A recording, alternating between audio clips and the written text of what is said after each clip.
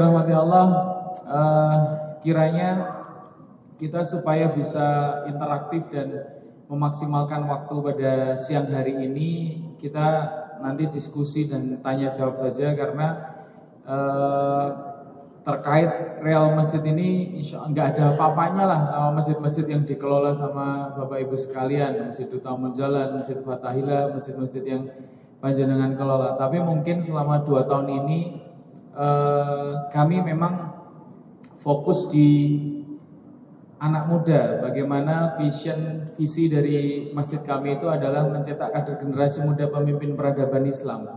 Sehingga masjid-masjid yang hampir ada 1 juta di Indonesia ini coba kita isi nantinya dengan anak-anak muda sekelas manajer dan CEO masjid. Supaya apa? Supaya bisa terkelola dengan optimal. Banyak masjid yang dibangun dengan dana ratusan juta bahkan puluhan miliar rupiah. Bahkan kemarin terakhir ada masjid yang dibangun dengan dana 6 triliun rupiah, tapi sampai sekarang masih fungsinya buat selfie aja. Jadi kalau kata Kiai Jazir, nanti bahayanya orang berlomba-lomba bikin masjid tapi cuma jadi perhiasan, cuman akhirnya jadi candi-candi Islam gitu. Karena nggak dipakai untuk memberikan apa? Memberikan kebermanfaatan, kesejahteraan kepada umat. Maka siang hari ini sedikit yang pengen kami sampaikan adalah mari kita sama-sama merubah mindset dan paradigma kita. Ketika kita punya masjid bangunan dengan valuasi yang luar biasa ini, seharusnya kita mulai merubah mindset. Sebaik-baiknya memakmurkan masjid itu adalah dengan memakmurkan, mensejahterakan dan membahagiakan jamaah dan masyarakat di lingkungan sekitar masjid. Jangan terbalik, masjid minta dimakmurkan sama ibu-ibu, masjid minta dimakmurkan sama bapak-bapak, masjid minta dimakmurkan sama pemuda. Tapi justru sebaliknya, adanya kita sudah punya wasilah masjid yang luar biasa ini harus jadi sumber kemakmuran bagi masyarakat di lingkungan sekitar masjid. Dari hampir 1 juta masjid yang ada di Indonesia dan 235 juta jumlah muslim yang ada di Indonesia, artinya sebenarnya setiap masjid itu ya, kalau mengampu 200 sampai 300 jamaah aja sebenarnya sudah selesai urusannya. Asal apa? Asal benar-benar konsen. Makanya kita butuh kader-kader anak muda ini supaya mindsetnya, supaya hatinya itu kembali lagi ke masjid. Kita bawa marbot ini 20 anak ini ke Jabodetabek supaya tahu kota besar, supaya tahu tantangan zaman, supaya tahu yang selama ini kita katakan bahwa setiap tengah malam itu ya, yang rame di luaran sana itu adalah tempat-tempat hiburan malam. Dan kami benar-benar buktikan kemarin di Jabodetabek. Jam 12, jam 1 malam kita bikin konten ke beberapa daerah di Jaksel. Wah, yang rame tempat hiburan malam. Anak mudanya banyak, penuh. Kayak rame kayak mau Jumatan. Tapi Jumatan kok tengah malam ya. Pakaiannya kurang bahan lagi. Apalagi di Tanah Abang ini sebenarnya jualan pakaian banyak. Kok tetap pada nggak pakai pakaian ini. Heran saya. Tapi ada satu masjid benchmarknya umat muslim yang keren, gede dan harusnya menjadi lambang kemakmuran umat Islam di Indonesia ini, tutup. Gerbangnya bagus, keren, tapi ditutup rapat, lampunya dimatikan. Naudzubillah min dzalik. Itulah kenapa banyak pemuda kalau tengah malam ya, mereka nggak pada ke masjid tapi ke tempat hiburan malam. Karena apa? Yang buka malam hari cuman tempat hiburan malam, masjid-masjid pada ditutup, dikunci dan lain sebagainya. Ini yang menjadi keprihatinan kita bersama. Padahal kalau anak-anak muda punya waktu untuk melampiaskan kekecewaannya, kekesalannya, kegalauannya, itu pada nggak bisa tidur. Maka kalau di masjid nggak ada orang yang menjadi solusi yang membersamai kegalauan, kegundahan mereka, tentunya pelampiasan mereka ke tempat hiburan malam, ke tempat karaokean, ke tempat maksiat dan lain sebagainya. Itulah yang terjadi. Maka yang dekat dengan mereka adalah miras, perzinahan dan lain sebagainya. Ditambah lagi sekarang sedang ada rencana yang terstruktur, sistematis dan masif yang memisahkan anak-anak muda ini dari agama. Anak-anak muda Kalau misalkan baru ngaji saja, mulai berpakaian syar'i, mulai berpemikiran Islam sudah dicap radikal, sudah dicap teroris. Malah yang khawatir orang tuanya. Pulang ke rumah anaknya lebih alim sedikit langsung dikatakan, kamu mbok yang ngaji itu yang wajar-wajar aja, gak usah aneh-aneh. Nah gitu. Naudzubillah min dzalik. Maka surplus bonus demografi anak muda ini harus benar-benar kita jaga. Aktifnya kita sebagai orang tua di majelis taklim di masjid itu harus nyalur kepada anak putra-putri kita.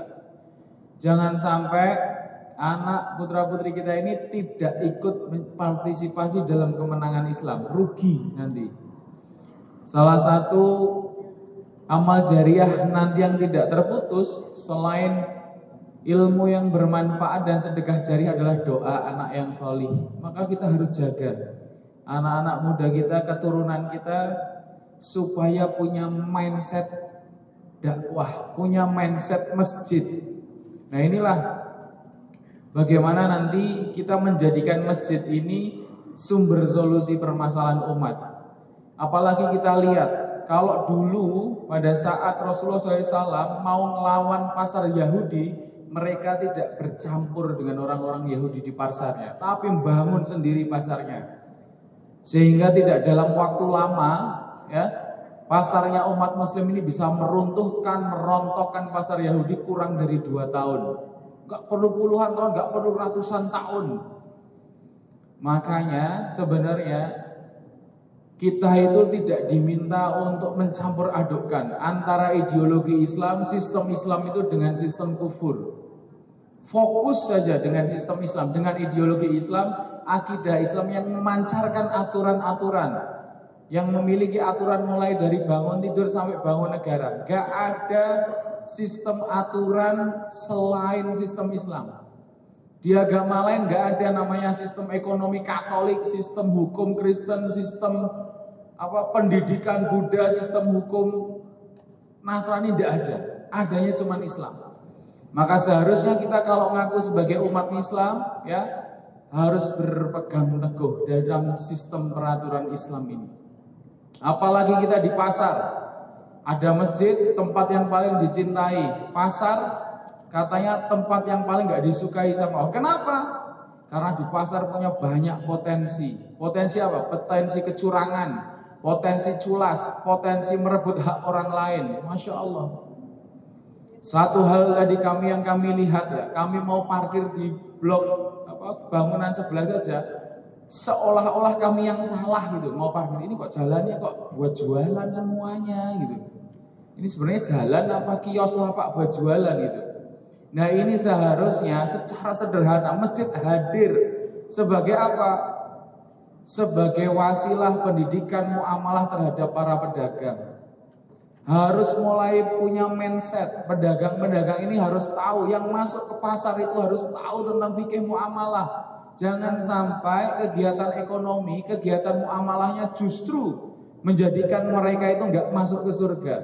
Bisnis ini bukan urusan masalah untung rugi, tapi surga dan neraka. Urusan kita di dunia ini bukan hanya untuk menafkahi anak istri, tapi yang paling penting adalah bagaimana kita sebagai seorang suami, sebagai orang laki-laki, sebagai seorang qawam di rumah itu menyelamatkan anak istri kita, keluarga kita, keturunan kita dari api neraka. Jadi jangan sampai atas nama kita mau cari nafkah kita menghalalkan segala cara, mengambil hak orang lain. Rezeki itu ya nggak ada hubungannya dengan ikhtiar yang kita lakukan, sama sekali nggak ada. Ikhtiar yang kita lakukan itu adalah bentuk ibadah kita. Sehingga apa? Apa yang kita lakukan dalam berikhtiar secara maksimal mastata'tum ini enggak melanggar syariat Allah. Itu saja perintahnya. Bukan banyaknya profit, bukan banyaknya barang yang terjual, bukan banyaknya omset dan keuntungan, tidak. Tapi bagaimana muamalah kita itu benar-benar sesuai dengan apa yang Allah ridhoi. Ini yang perlu ditekankan. Masjid Fathahillah kelihatannya punya PR besar. Ribuan pedagang ini harus diedukasi. Punya mindset jiwa fikih muamalah, sistem ekonomi, sistem perdagangan secara islami. Sehingga mindsetnya tidak hanya barangnya banyak terjual, banyak omset, banyak profit, tapi menzolimi, mengambil haknya orang lain. Sederhana. Jadi mungkin itu sebagai pengantar kita bersama, ya. Kita butuh banyak punggawa-punggawa anak muda, tenaga-tenaga anak muda yang selalu apa? Terjun nantinya ke masyarakat. Kalau di sini masyarakatnya adalah masyarakat para pedagang, maka harus banyak yang membersamai para pedagang. Supaya apa? Supaya mereka senantiasa mengaitkan bisnisnya dengan akhirat dan dengan Allah Subhanahu wa taala. Jadi jangan sampai ya apa yang dilakukan, muamalah yang ada di tempat ini itu tidak Allah ridhoi. Nah itu yang mungkin menjadi PR ya, sekilas yang kami tadi lihat dan lewati, kita coba diskusikan bersama. Atau mungkin dari bapak-bapak sekalian juga punya masjid yang ada di luar Tanah Abang ini. Nah nanti bisa kita diskusikan juga bagaimana cara pengelolaan dan sistemnya. Seperti itu sebagai pengantar, kami persilahkan kita buka sesi diskusi dan tanya jawab. Semoga. Baik, kalau tidak ada kita cukupkan. Kok serius? Ya, Masya Allah, mak-mak ladies first. Luar biasa, cantik-cantik semua nih mak-mak. Kerudungnya warna merah pasti rasa stroberi ya. A'udzubillahiminasyaitonirrajim. Bismillahirrahmanirrahim. Assalamualaikum warahmatullahi wabarakatuh. Waalaikumsalam warahmatullahi wabarakatuh. Alhamdulillahirabbil alamin. Masya Allah wa tabarakallah. Qadarullah wa masya'a fa'al. Apa yang Allah inginkan terjadi pasti terjadilah. Dan Masya Allah ya, kita semua diperjalankan Allah. Rata-rata yang hadir rata-rata usianya 70 tahun. Udah sepuh-sepuh nih ya, bentuk support kita sama anak muda, dakwah sosial media. Mudah-mudahan secuil support ini bisa semakin menyemangati teman-teman Real Masjid. Jadi ngomongin tentang Real Masjid ya, betul ya?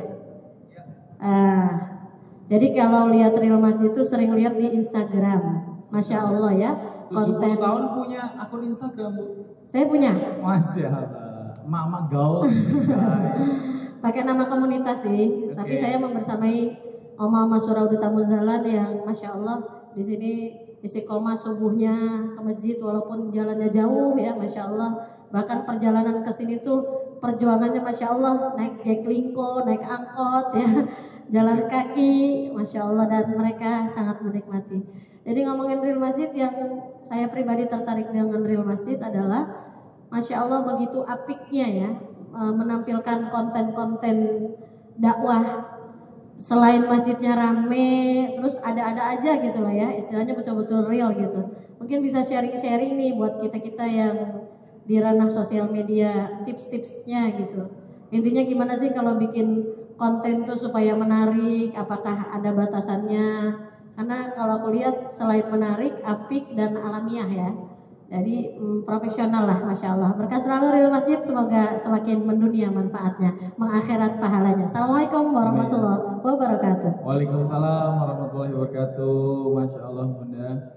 Ya, di Real Masjid ini sebenarnya jangan diartikan kalau Real Masjid itu, real itu adalah yang sebenar-benarnya masjid, itu sebenarnya enggak gitu. Jadi malah justru kita itu enggak kayak masjid. Artinya sederhana sih, nama Real Masjid tadi udah dijelaskan sama Mas Ijal bahwa tahun pertama kita namanya Masjid Muslim United, singkatannya MU. Waktu itu MU terpuruk ke peringkat 7 di Liga Inggris. Maka kita nyari apa yang juara 1 itu siapa? Ternyata di Liga Spanyol Real Madrid peringkat 1. Ya udah kita ganti jadi Real Masjid itu. Iya, jadi sejarahnya sesederhana itu aja gitu. Nah, terus kami ini pengen menjadi apa ya, masjid yang menginspirasi, terdepan dalam pelayanan umat ya, sehingga apa yang kami lakukan itu mencoba untuk melakukan hal-hal yang mungkin belum dilakukan sama teman-teman yang lain atau kita melakukan yang lebih dari teman-teman yang lain. Misalkan ya tadi masjid yang lain nggak buka 24 jam, kita buka 24 jam gitu. Masjid mungkin marbotnya cuma 3 sampai 10 orang, kita marbotnya sampai 90 orang gitu. Masjid mungkin kegiatannya mulai subuh, kita mulai jam 3 pagi udah ada sholat tahajud berjamaah 1 juz. Masjid mungkin nggak ada tilawah, biasanya tilawah 2 lembar ba'da sholat fardu, kita 1 juz ba'da sholat fardu gitu. Jadi sehari 5 juz minimal. Nah jadi apa yang kita lakukan itu hanya mencoba untuk melakukan hal-hal yang belum dilakukan dan mungkin lebih dari yang lain. Sesederhana itu sih sebenarnya. Dan kenapa kok kami memilih strength-nya di media, karena satu, dari hampir 1.600 masjid yang kita survei itu, satu masjid ini punya masalah darurat anak muda. Setelah itu permasalahan yang kedua adalah masjid darurat media. Sekarang eranya ya, sistem informasi kita lewat satu benda setan gepeng ini semuanya ya. Jadi kalau misalkan kita tidak memanfaatkan ya, teknologi artificial intelligence dan lain sebagainya dari setan gepeng ini ya, kita akan banyak tertinggal. Orang-orang semuanya secara real time mengakses itu dari media sosial. Sehingga dari awal kami itu memang fokus di media. 20 orang yang kita bawa, salah banyaknya adalah untuk ngurusin media sebenarnya itu. Sampai 2 tahun yang lalu itu saya masih ingat, saya ditantang sama teman-teman media di telepon itu. Mas, kata Mas Agung, katanya kita fokusnya di media, strength di media. Berarti fasilitasnya harus yang sesuai dong, yang bisa mensupport media kita. Oke. Terus kita harus beli kamera nih Mas Agung. Oke, gitu. Berapa harga kameranya, dia telepon? Ini 65 juta gitu katanya. Wah, sebentar ini harus sholat sunnah dulu ini. Nah. Tunggu sholat 2 rakaat dulu ya, nanti telepon. Sholat 2 rakaat kita telepon lagi. Ya udah oke, beli aja gitu. Kamu di mana sekarang? Ini udah di depan kameranya ini, di tokonya ya.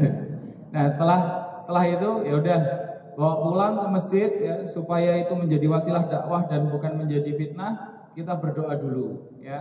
Nah alhamdulillah selang 2 hari untuk acara Tarhib Ramadan, ternyata Allah kembalikan dengan caranya. Kita dapat pemasukan itu untuk mengganti biaya beli media itu 80 juta. Nah akhirnya apa? Ya kalau misalkan kita itu benar-benar nggak berani untuk menentukan sebuah langkah, itu tentu saja kita nggak akan jalan-jalan itu. Saya yakin kalau misalkan itu terjadi di masjid lain, untuk ngeluarin dana 65 juta buat beli kamera 1 aja, itu mungkin rapatnya habis isya sampai subuh itu. Pakai berantem dan mungkin juga nggak deal juga itu. Nah maka kenapa kok masjid ini harus dikelola anak muda, supaya ada keberanian tadi dalam pengelolaan. Maka pendekatan kami untuk mengelola masjid ini adalah dengan pendekatan bisnis juga gitu. Pilar struktur organisasi kami juga sangat simpel, cuma ada marketing, operasional, HR sama keuangan gitu. Jadi cuma 4 pilar itu saja gitu.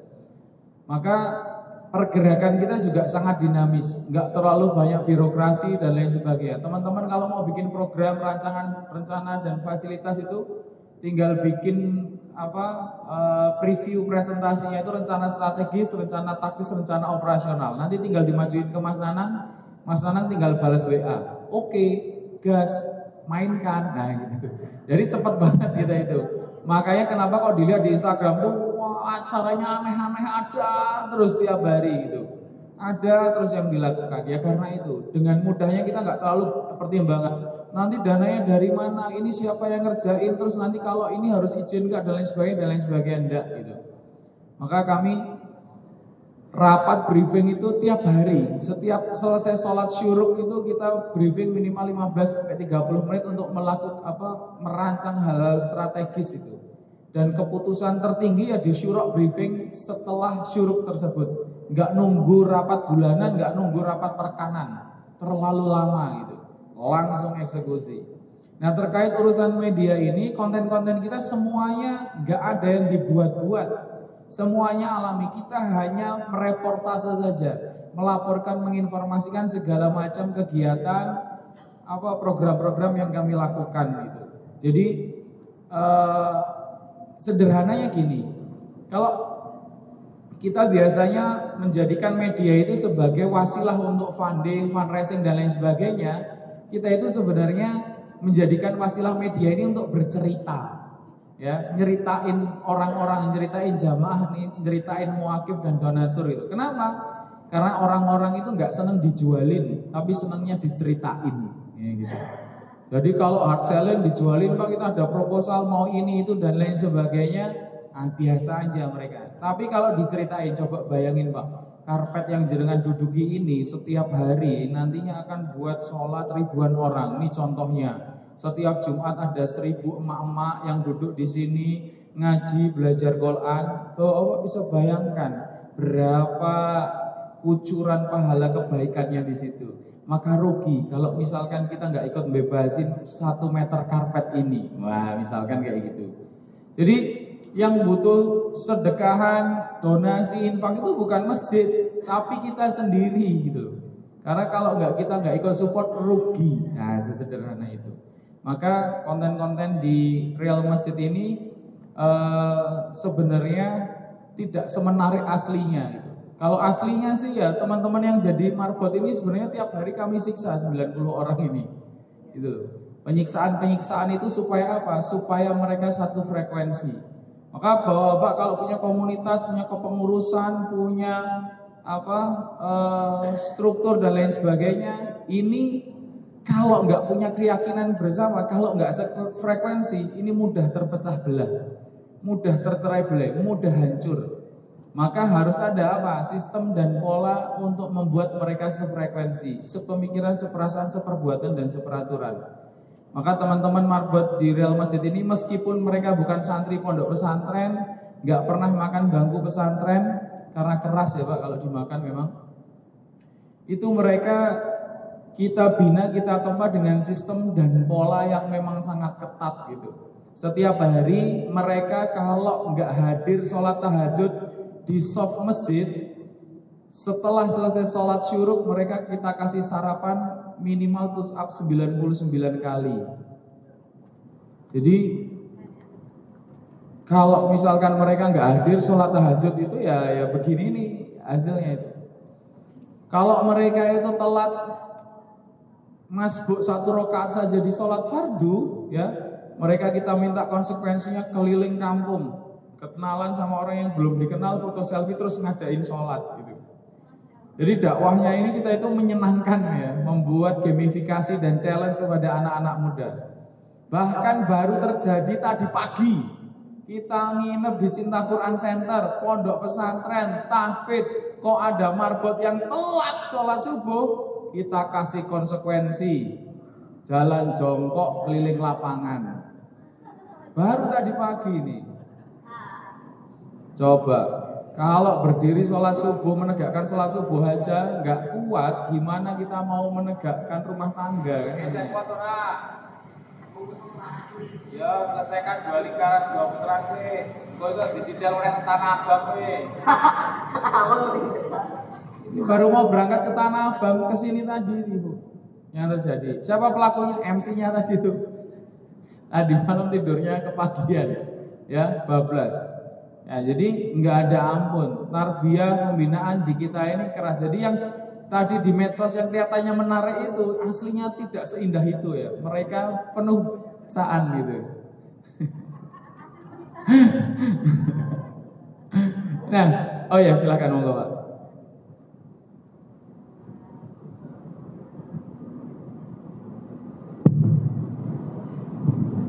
Bismillahirrahmanirrahim. Assalamualaikum warahmatullahi wabarakatuh. Waalaikumsalam warahmatullahi wabarakatuh. Perkenalkan saya dengan Rahmat Pak, Mas Agung. Saya dari Rahmat dari Masjid Agen Kebaikan. Namanya Masjid Agen Kebaikan, ada di Bekasi nih. Kami sengaja dapat undangan dari Pak Yusril tadi, dari kemarin insya Allah hadir. Karena saya sudah beli bukunya nih. Tapi ini belum khatam, daripada saya ngatamin saya langsung aja ke sumbernya. Oke, pertanyaannya saya luar biasa nih anak-anak muda nih. Ada yang masih unyu-unyu juga gitu kan. Tadi disebutkan selain darurat anak juga darurat orang tua juga nih.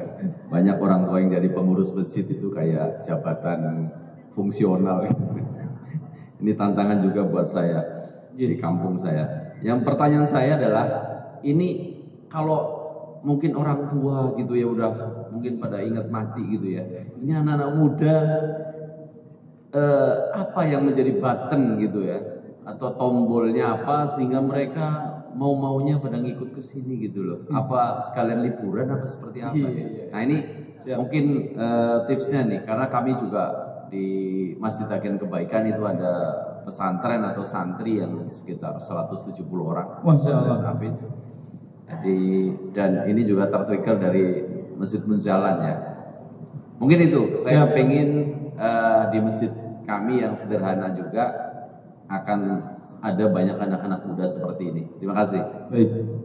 Ya, yang pertama bahwa kami ini juga nggak nyari anak-anak muda ini, Pak.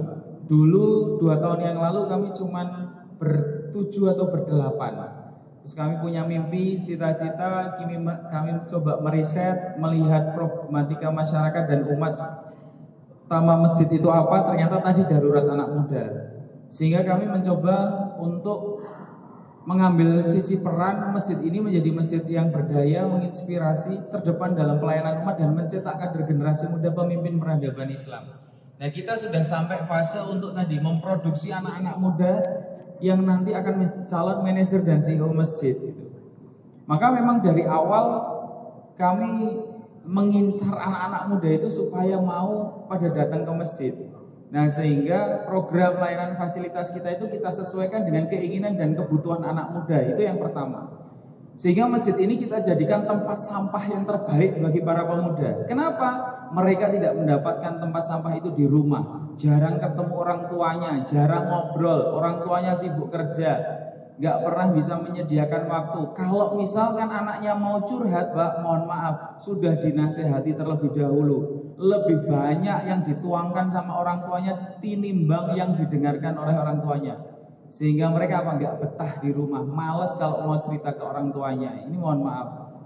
Contoh misalkan, saya mau cerita, Bu, saya itu tadi di sekolah. Kamu tuh harusnya tuh nggak kayak gitu. Kamu tuh sebenarnya harus jadi anak yang baik. Makanya toh, wah, udah dimarahin dulu. Cerita aja belum jadi. Gitu loh. Maka di Real Masjid ketika mereka mau berkeluh kesah, curhat, cerita tentang masalahnya, cerita tentang problemnya, kita bersamai. Jadi anak muda ini nggak cukup cuman difasilitasi, tapi juga dibersamai. Maka harus ada jembatan tadi. Mungkin kita terlalu sepuh, terlalu senior, nggak bisa tahu bahasanya anak muda. Harus ada penjembatan yang mau membersamai. Dan saya merelakan mewakafkan diri saya tinggal di masjid, sudah KTP masjid bersama istri dan anak 3, saya membersamai teman-teman ini juga di sana. Kenapa? Ya supaya kita benar-benar tahu need and want-nya anak-anak muda ini apa sih sebenarnya. Maka pasti kami tanya, kamu punya mimpi apa? Kamu punya mimpi apa? Mimpimu apa? Dan saya katakan, insya Allah masjid ini akan bisa menjadi wasilah terwujudnya mimpi kalian. Kalau kalian tidak percaya, ayo kita buktikan. Kalau kalian takut, ayo tak temenin. Sesederhana itu. Sehingga mereka kita bentuk sebuah ekosistem kebaikan yang mana mereka tahu di luaran sana ketika mereka hidup sendirian di kos-kosan, di kontrakan bersama teman-temannya bergaul di lingkungan sekitar, kemaksiatan sudah merajalela. Mereka nggak bisa membentengi dirinya dari berbagai macam hal mabuk-mabukan, seks bebas, ikhtilat, campur baur dan lain sebagainya. Maka kita coba tarik ke masjid, ya. Di masjid ini mereka juga tetap keren, tetap gaul, tetap asik dan lain sebagainya. Maka saya sendiri itu nggak mau yang namanya dipanggil ustadz dan lain sebagainya, karena saya ustadzah sebenarnya. Enggak bercanda. Artinya saya juga menyesuaikan kepada mereka. Saya nggak pakai jubah, nggak pakai peci dan lain sebagainya. Supaya apa sih sebenarnya? Mereka nyaman terlebih dahulu. Nanti kalau saya pakai jubah dan lain sebagainya, mereka dilihat temennya sungkan. Wah, lu sekarang bergaulnya udah sama ustaz, sama kiai, soalim lu dan lain sebagainya. Enggak, saya teman mereka aja, tempat sampah mereka aja sebenarnya gitu. Nah, nanti diarahkan pelan-pelan, mindsetnya mulai dirubah. Mereka senangnya jalan-jalan, kita ajak jalan-jalan. Senangnya senang-senang, kita ajak senang-senang. Senangnya makan-makan, kita ajak makan-makan. Sehingga yang menjadi trigger bagi mereka itu, mereka mendapatkan sebuah ekosistem baru. Rata-rata mereka itu tadi anak-anak yang hijrah. Ada anak PAM, ada anak kuliahan, anak SMK yang dulunya nakal dan lain sebagainya. Akhirnya mereka bisa mengcompare, membandingkan kehidupan gue dulu kayak gimana, ketika di masjid kayak gimana. Sehingga akhirnya mereka ini jadi hormon dopamin dan endorfinnya itu keluar ketika di masjid. Kecanduan kalau di masjid. Kalau keluar dari masjid ya, itu udah rasanya sakau, pengen segera balik ke masjid. Maka kami pun pergi 10 hari di 34 titik itu juga minal masjid ilal masjid. Cuman dari masjid ke masjid, gak keluar kemana-mana. Kemarin keluar malam hari itu juga cuman survei aja, membuktikan yang kita ucapkan. Sebenarnya kalau malam hari ini masjid-masjid pada mati suri. Padahal secara fikih masjid, selain masjid itu di atas tanah wakaf, yang kedua adalah didirikan sholat 5 waktu, yang ketiga adalah dia bisa diakses 24 jam. Maka kalau masjid kok digembok, ditutup, apalagi dengan pagar yang begitu luar biasa, di pusatnya jantung pemerintahan dan lain sebagainya, nah ini tanda tanya besar sebenarnya. Anak muda kita, umat muslim kita itu mau dibawa kemana ini kita punya tanda tanya yang sangat besar. Nah, sehingga mereka ini kita ajak untuk apa sih? Punya keyakinan bersama bahwa Allah sudah menjanjikan kemenangan Islam. Maka ketika kita bicara hidup ini adalah permainan, maka kita harus senantiasa berada di tempat permainan yang terbaik dan menjadi pemain terbaik. Itu yang kami tawarkan kepada mereka. Sehingga apapun mimpinya, baik di dunia maupun di akhirat, kita akan bantu wujudkan itu. Dan 2 tahun ini kita sedang meriset apakah mereka ketika hatinya terpaut di masjid, anak-anak muda ini ke masjid, mereka semakin belangsak, semakin terpuruk atau semakin sukses. Itu yang pengen kita buktikan. Sehingga nanti ketika kita dapat bonus demografi, ya, penduduk di Indonesia ini akan dihuni anak-anak muda 15 sampai 40 tahun, 5 sampai 10 tahun ke depan. Ini harus disiapkan dari sekarang.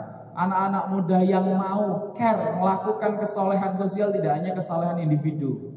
Maka di Real Masjid ini kami mengajak anak-anak marbot ini tidak hanya sekedar jadi santri, tidak hanya mereka belajar, tapi mereka wajib melakukan kerja dakwah, melakukan proses peleburan terhadap umat, menyapa masyarakat, kuliah kerja nyata setiap hari. Kami kalau ada orang mau magang ke Real Masjid kok bilang saya pengen belajar di Real Masjid, itu jelas langsung saya tolak dan gak terima. Kalau mau belajar silahkan di pesantren, silahkan di bangku kuliah. Kalau ke Real Masjid kamu sudah langsung jadi pengemban dakwah, kamu sudah harus langsung kerja dakwah, praktek dakwah, no excuse. Kalau cuma mau belajar balik lagi silahkan ke pesantren. Kenapa? Kami juga pernah senantiasa sampai sekarang berkolaborasi. Dulu awal-awal ketika kami dengan teman-teman yang sudah berada di pesantren, sudah mungkin 30 juz, lulusan dari pesantren ternama, ketika kita ajak untuk melakukan proses peleburan terhadap umat, tahu kondisi masyarakat yang real dan sebenarnya masih judi, masih zina, buka aurat, kumpul kebo dan lain sebagainya. Apa yang terjadi? Gua angkat tangan, Mas Agung, udah gua mendingan soleh sendiri, yang lain biarin neraka bodoh taing lah, gak urusan, berat urusannya, gak kuat Pak. Maka kita ini mendidik marbot ini bukan untuk soleh sendiri, tapi mengajak sebanyak-banyaknya masyarakat umat itu untuk bisa sama-sama masuk surga. Nah itu kuncinya ya. Sekarang banyak orang yang individualis, gak cuman para kapitalis, tapi orang-orang soleh juga banyak yang individualis. Udah tahu ilmunya soleh sendiri, gak mau peka. Soleh pribadi tapi gak mau soleh sosial. Ini bahaya. Terutama anak-anak muda. Mereka harus bertebaran ke lingkungan masyarakat. Maka kami juga meniru teman-teman kalau di SMP, di SMA dia dibangunin tengah malam, ngadain jerit malam, disuruh ke kuburan. Kita contoh, tapi keluarnya nggak ke kuburan. Ngapain ke tempat orang yang sudah meninggal? Ya, kita nggak kenalkan dengan demit, kuntilanak, gendruwo, sundel bolong, enggak. Kita kenalkan dengan problematika umat. Salah satunya teman-teman marbot ini kita bangunin tengah malam, culik, masukin pajero, buang ke alun-alun selatan. Ngapain mereka? Selama 10 menit harus dapat 7 target dakwah yang lagi pacaran buat didakwai. Nah ini. Waduh, nggak apa-apa, seriusan nggak apa-apa. Udah izin orang tua belum Kak? Alhamdulillah ini kan kuliah. Oh kuliah ya. Iya kayak merantau gitu. Oh Merantau di merantau. sono. Oh di sono. Oke, Kak statusnya kalau boleh tahu kakak ini sama kakak satunya ini apa ya? Temenan. Temen apa temen? Ayo. Temen. Kok berduaan? Ya Pak. Kok gak bertiga? Sampai sama kita bertiga. Oke. Kalau di apa namanya kakak, maaf ya, Islam kan Kak? Islam itu kan kita gak boleh untuk berduaan. Apakah kakak ada niat untuk menghalalkan mbaknya? Itu belum sih. Oh. Semestinya ya nggak ada kepikir kayak gitu. Tapi ada rencana nggak untuk menghalalkan? Enak loh Kak, dapat pahala loh. Karena sekarang masih kuliah mas, masih bagus kuliah. Oh, kuliah di mana Kak? Oh, di Ringkot Selatan itu ya. Jadi Bapak Ibu sekalian harus mulai khawatir kalau putra-putrinya tengah malam belum pulang atau putra-putrinya sekarang kuliah, ngekos dan lain sebagainya. Ini salah satu potensi ya. Mereka keluar malam dengan orang tidak dikenal, dengan anaknya orang gak tahu. Mungkin di depan orang tuanya ganggih-ganggih, ning ternyata gak kepanggih. Banyak yang terjadi. Jadi harus benar-benar kita mulai rangkul, mulai bersamai anak-anak kita. Jangan sampai seperti ini. Di Jogja fenomena ini terjadi luar biasa. Kelihatannya anak dapat, kelihatannya anaknya orang solih, anaknya ulama, bubar juga. Kenapa? Lingkungannya udah sekuler radikal. Dipisahkan antara urusan agama sama kehidupan. Kampusnya kampus Islam, tapi kalau keluar malam sama aja nggak nutup aurat sama lawan jenis, boncengan. Nah ini fenomena yang terjadi. Maka kami itu benar-benar mengutuk keras ya hal-hal lumrahisasi kemaksiatan. Sekarang orang bermaksiat itu kita cuek aja, biarin aja, seolah-olah biasa. Anak keluar boncengan, bertiga, kakak-kakapan, orang LGBT kita biarin aja gitu, kita kayak lumrah banget maksiatnya. Di Real Masjid kami mendiskreditkan hal-hal itu semua. Meskipun program kami hihi hingar-bingar, tapi kami mengutuk keras di situ. Maka di Real Masjid ini untuk urusan anak muda, sistem pergaulan ini kita benar-benar tegakkan strict antara kehidupan laki-laki dan perempuan kita pisahkan. Karena sejatinya dalam Islam ini laki-laki dan perempuan kehidupannya terpisah kecuali dalam bidang kesehatan, pendidikan dan muamalah perdagangan. Nah, itulah mereka akhirnya punya trigger melihat bahwa Mas Nanang sebagai pengusaha ya yang sudah puluhan tahun berbisnis akhirnya jadi marbot. Lihat Pak Kusnadi Ihwani di Al-Wala Sragen, beliau punya banyak cabang ayam geprek, akhirnya jadi marbot. Maka kami kasih tahu ke teman-teman, kalian kalau cuma mau akhirnya jadi marbot, nggak usah sampai nunggu puluhan tahun, nggak usah nunggu pensiun. Mulai sekarang kita akselerasi langsung jadi marbot, langsung jadi pegawainya Allah. Kita buktikan nanti. Demikian karena kita waktunya mau persiapan sholat zuhur, insya Allah kita lanjutkan diskusinya pada sholat zuhur. Terima kasih, kita tutup sejenak. Wassalamualaikum warahmatullahi wabarakatuh.